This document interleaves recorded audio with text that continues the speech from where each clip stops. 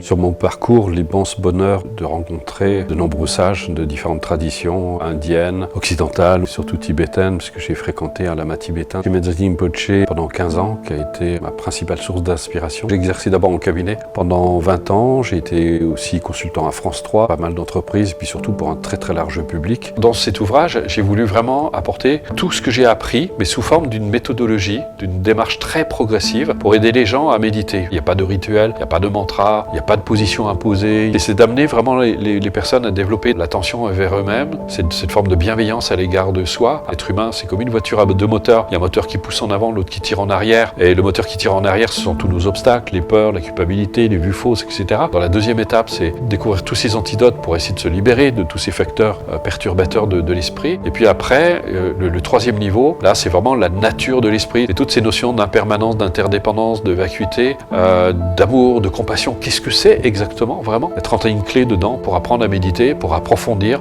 pour apprendre à se connaître, pour aborder justement des sujets comme la mort. J'ai appelé ça l'ultime moment, parce que je trouve que c'est un moment qui révèle tout le sens de la vie et qui est vraiment fondamental. Et donc tout ça est abordé, mais c'est complètement adapté à l'esprit occidental. On invite les membres de la communauté des Messangers à lire ce livre. Je pense que ça va vous faire du bien, alors pas que pour la mort, mais surtout pour la vie.